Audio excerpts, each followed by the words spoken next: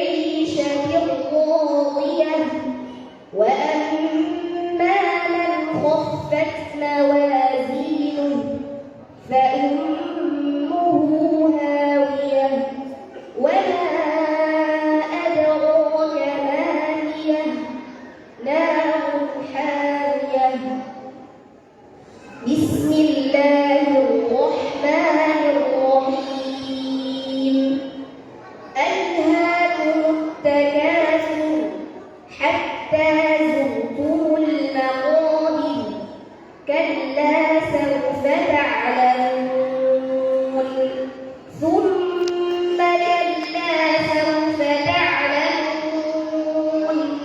كلا لو تعلمون علم اليقين لترون الجحيم ثم لترونها عين اليقين ثم لتسألن يومئذ عن النعيم بسم الله الرحمن الرحيم والعصر إن الإنسان لفي خسر إلا الذين آمنوا وعملوا الصالحات وتواصوا بالحق وتواصوا بالصبر بسم الله الرحمن الرحيم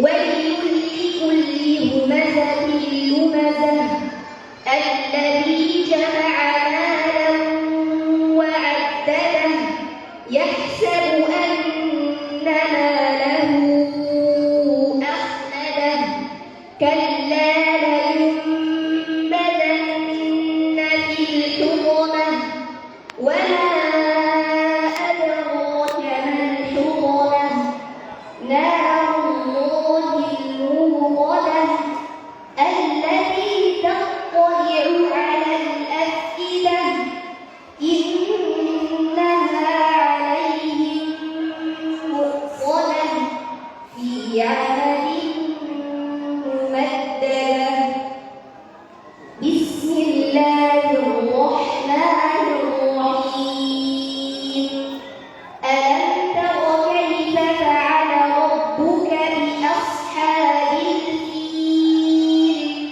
ألم يجعل كيدهم في تضليل وأرسل عليهم طيرا أبابيل ترميهم بحجارة من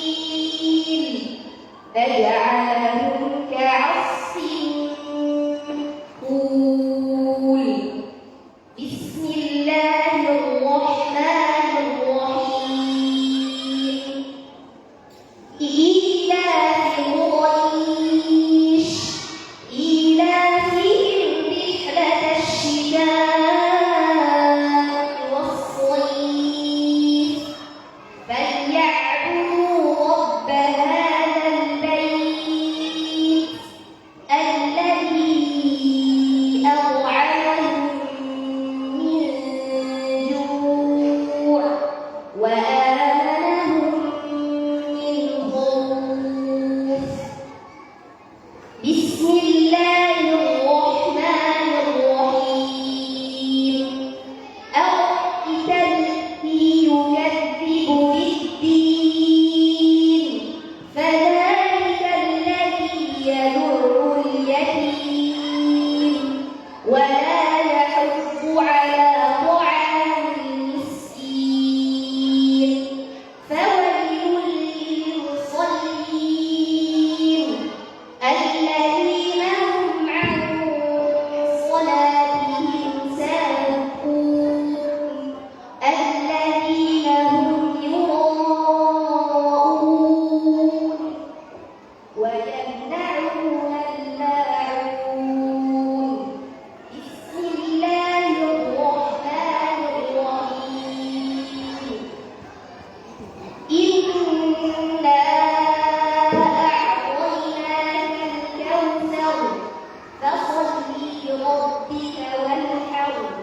إن شانئك هو الأبتر. بسم الله الرحمن الرحيم. قل هو الله أحد. قل يا أيها الكافرون لا أعبد ما تعبدون ولا أنتم عابدون ما أعبد ولا أنا عابد ما عبدتم ولا أنتم عابدون ما أعبد لكم دينكم ولي دين. بسم الله الرحمن الرحيم. إذا جاء نصر الله والفتح ورأيت الناس يدخلون في دين الله أفواجا فسبح بحمد ربك واستغفره إنه كان توابا. بسم الله الرحمن الرحيم. تبت يدا أبي لهب وتب ما أغنى عنه ماله وما كسب سيصلى نارا ذات لهب وامرأته حمالة الحطب في جيدها حبل من مسد. بسم الله الرحمن الرحيم.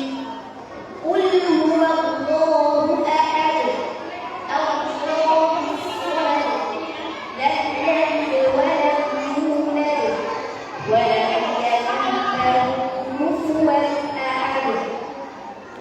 بسم الله الرحمن الرحيم.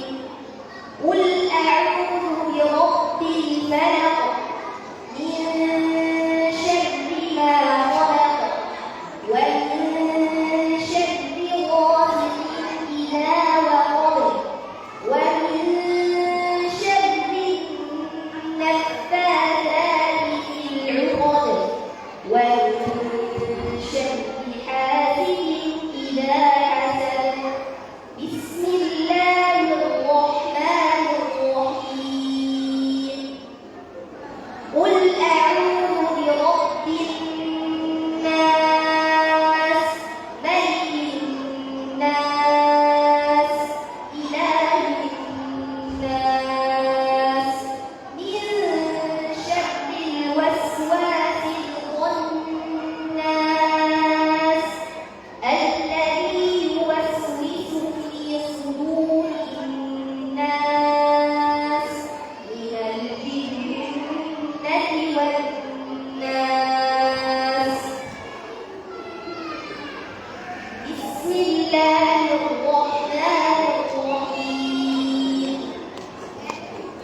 الحمد لله رب العالمين الرحمن الرحيم مالك يوم الدين. إياك نعبد وإياك نستعين. اهدنا الصراط المستقيم صراط الذين أنعمت عليهم غير المغضوب عليهم ولا الضالين.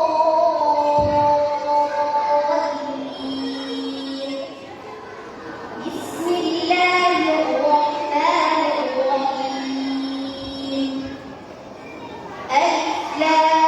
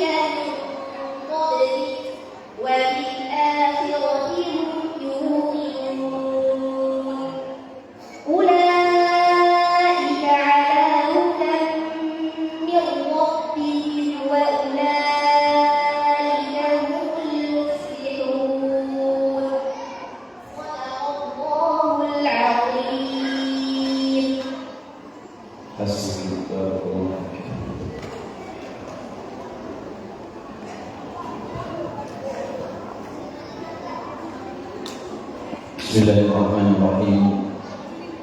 Ya Rabbana lakal hamdu kama yanbaghi li jalali wajhika wa 'azimi sultanik.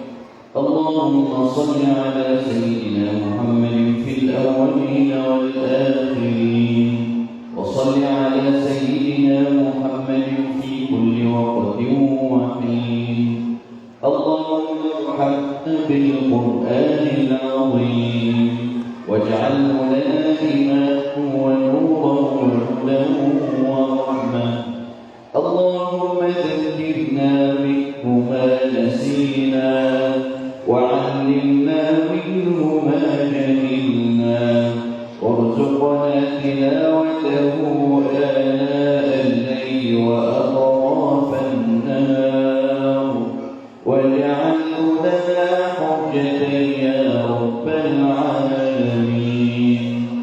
اللهم اقسم لنا من خشيتك ما تحول به بيننا وبين معصيتك ومن طاعتك ما تبلغنا به جنتك ومن اليقين ما تهون به علينا مصائب الدنيا ومتعنا اللهم بأسماعنا وأبصارنا وقواتنا أبدا ما أحييتنا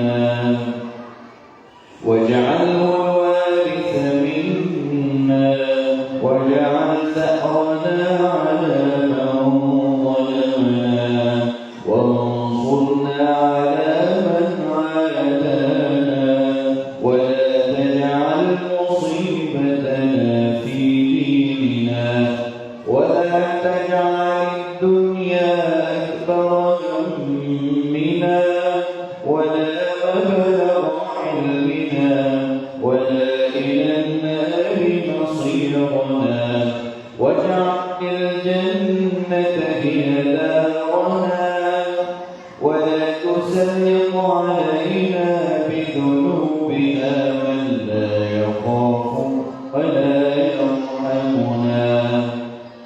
اللهم إنا عبيدك بنو عبيدك بنو إمائك نواصينا بيدك ماض فينا حكمك عدل فينا قضاءك.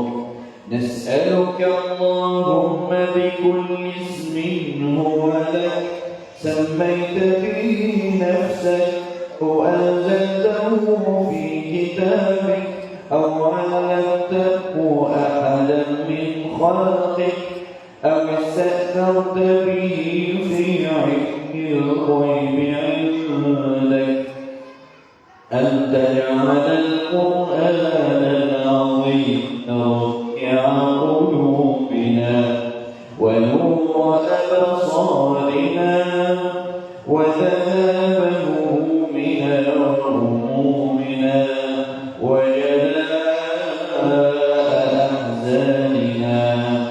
اللهم ذكرنا منه ما نسينا وعلمنا منه ما جهلنا وارزقنا تلاوته آناء الليل وأطراف النهار واجعله لنا حجة يا رب العالمين.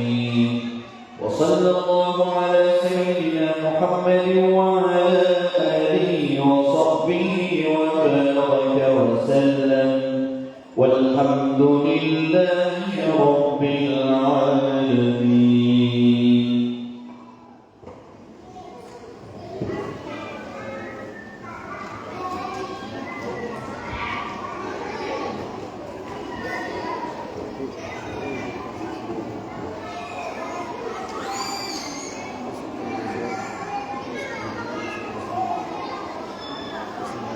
Allahumma arhamna bil Quran.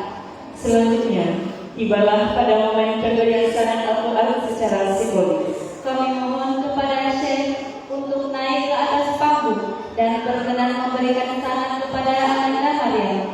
Dan kepada anda yang mulia ini, kami persilakan untuk maju ke depan.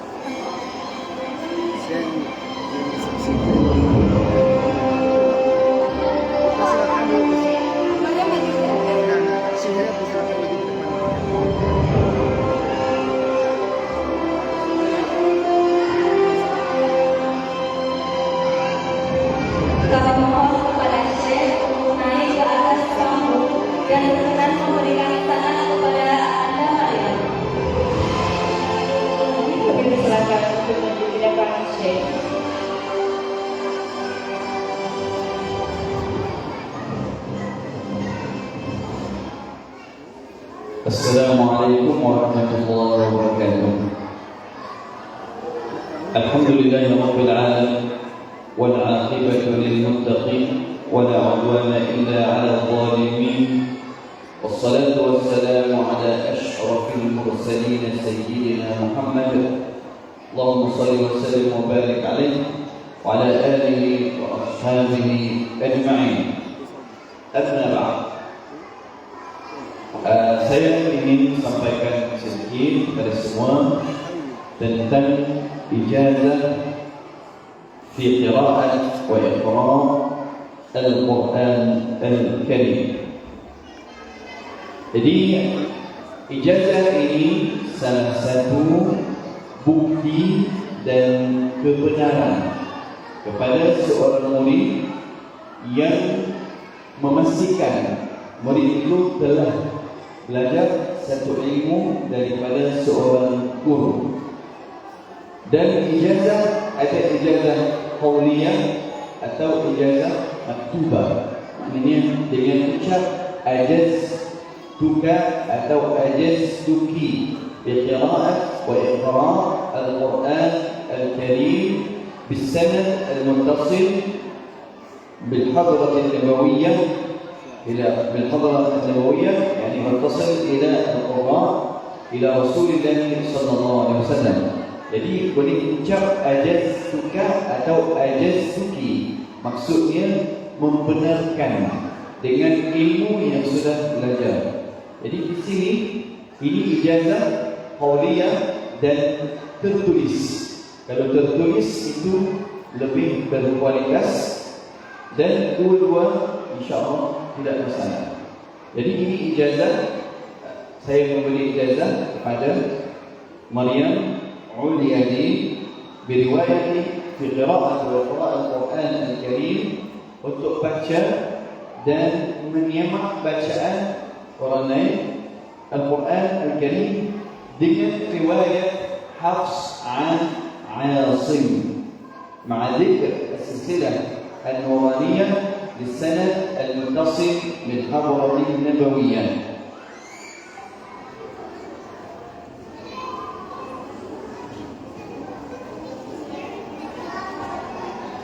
Kenapa sanadnya tebal? Biasanya ada sanad yang tulis satu kata saja, bisa juga. Tapi dalam sanad ini itu sanad silah. Maknanya tertulis semua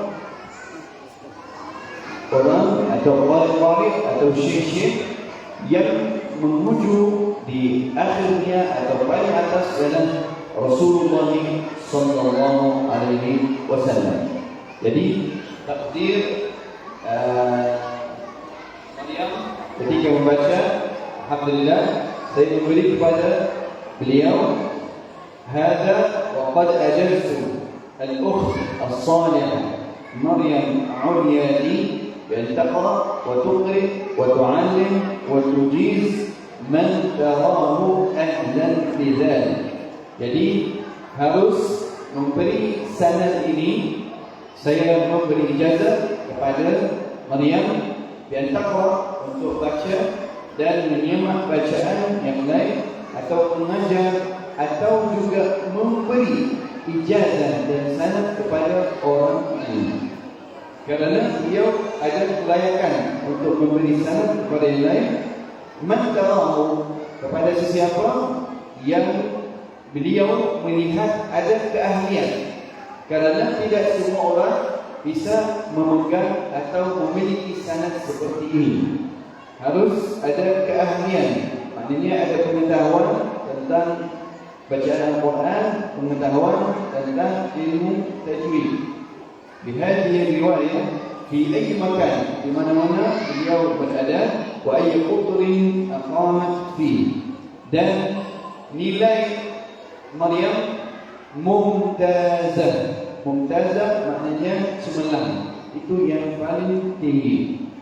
Al-mustawa, dan bacaan beliau sangat bagus. Bila kita dengar bacaan beliau, tak boleh bedakan dengan orang Arab. Itu menunjukkan kualitas bacaan. Jadi harus mencari bacaan seperti ini. Dan itu kerana beliau bertalaqi langsung kepada orang Arab. Itu lebih baik.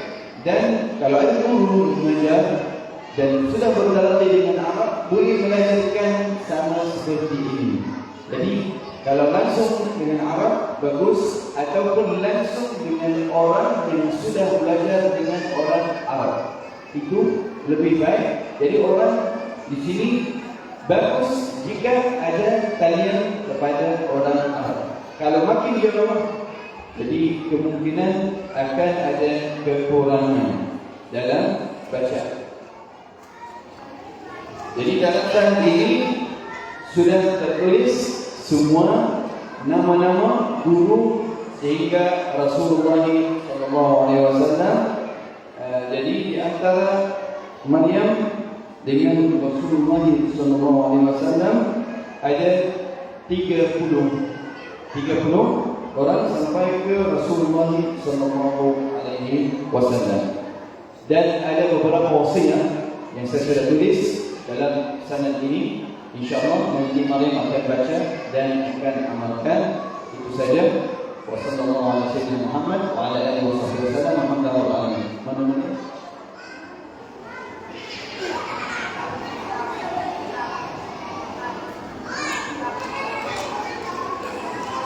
Saja.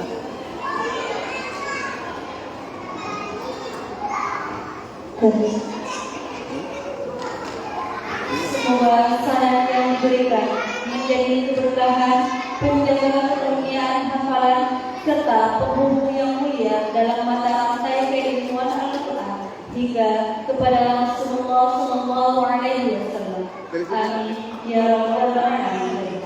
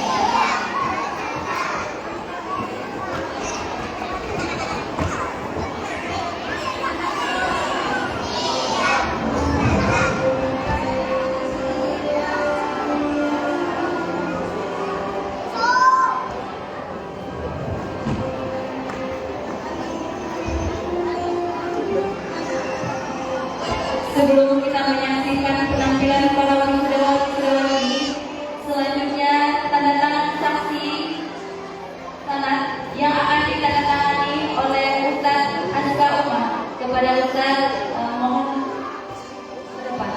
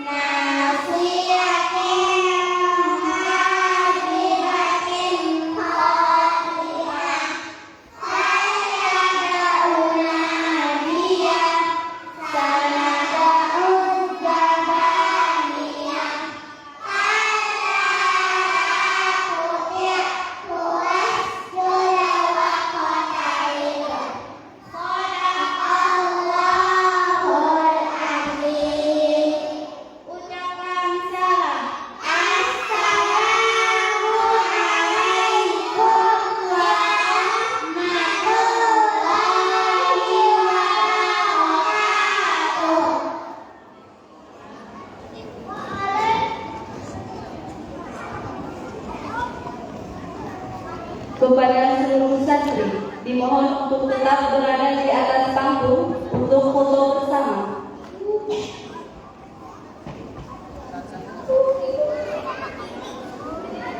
Selanjutnya untuk sesi foto bersama santri, kami mohon kepada Syekh, pembina, tamu undangan dan para beasiswa untuk berkenan naik ke atas panggung.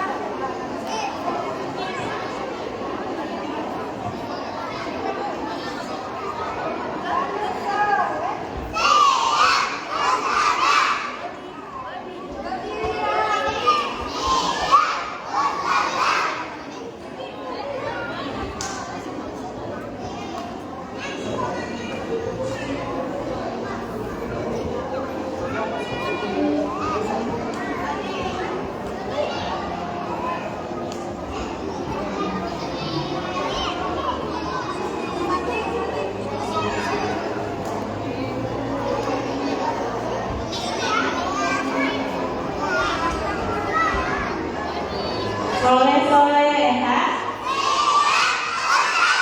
berbagi selati,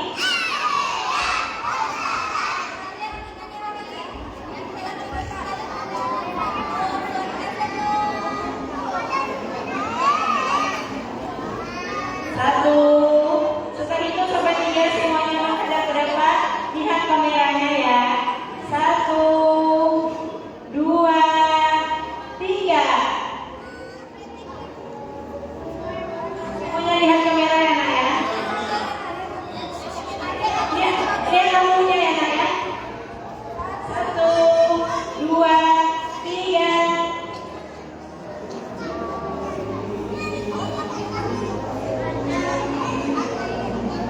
Satu, dua, tiga. 30 juz. Nah, anak sahabat tangannya 30 juz. Sebelah kanan tangannya ya.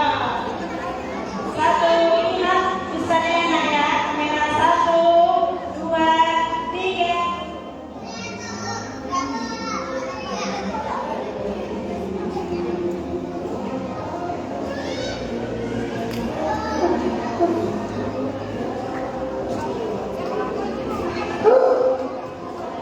Dan kepada anak ustazah sudah boleh kembali ke tempat duduk masing-masing.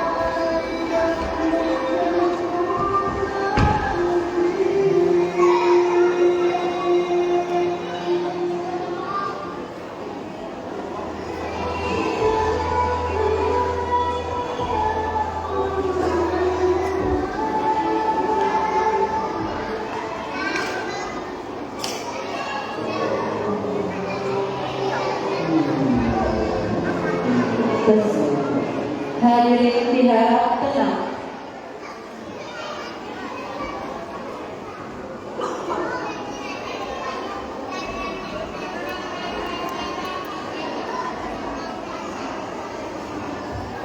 Sebentar lagi acara akan kita lanjutkan. Diharapkan kepada anak-anak dan para orang tua untuk kembali duduk di tempat masing-masing.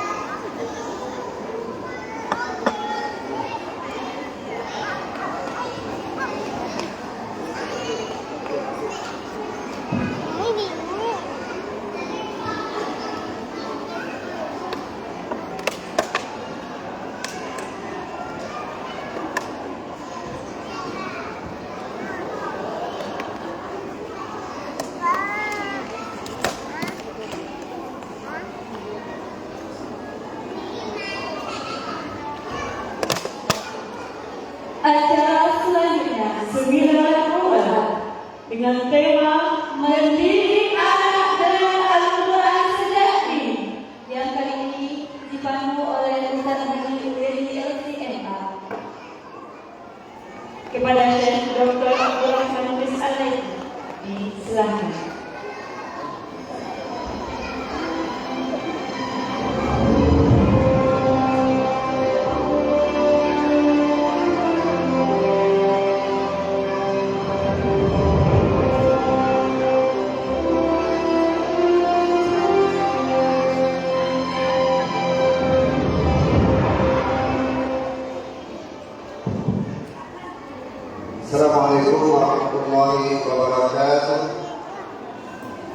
Alhamdulillah, salatu wassalamu ala rasulillah wa ba'd.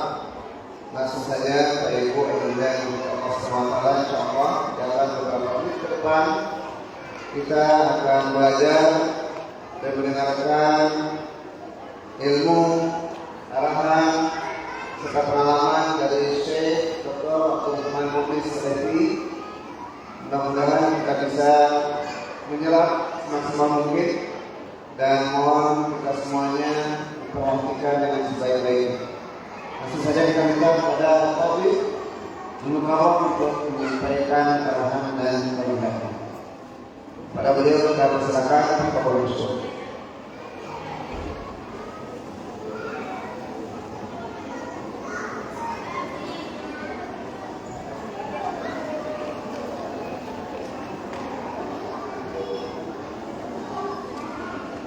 Assalamualaikum warahmatullahi wabarakatuh. Alhamdulillahi rabbil alamin wal 'aqibatu lil muttaqin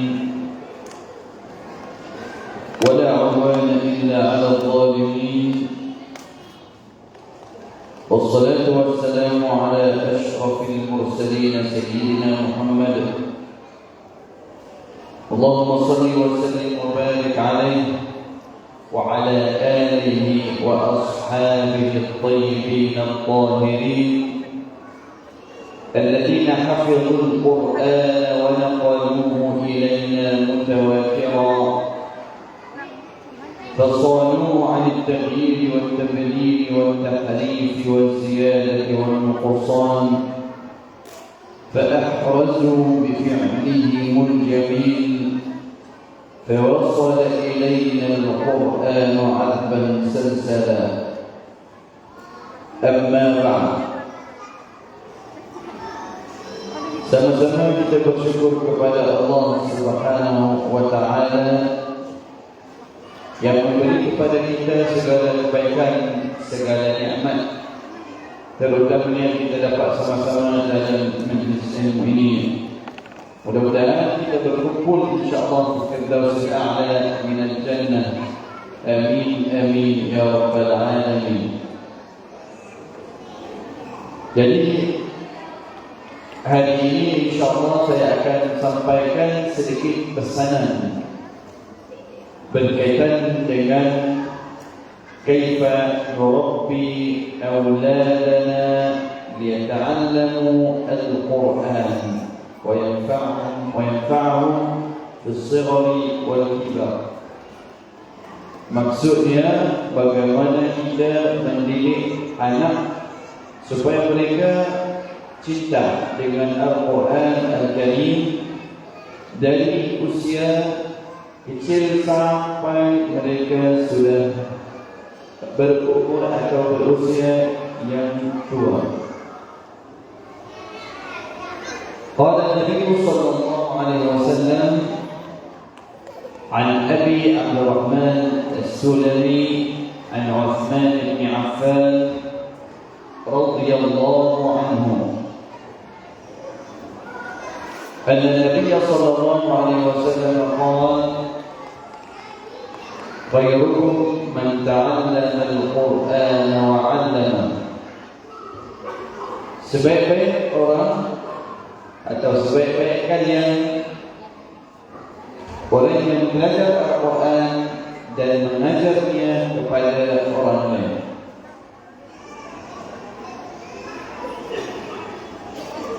Jadi kita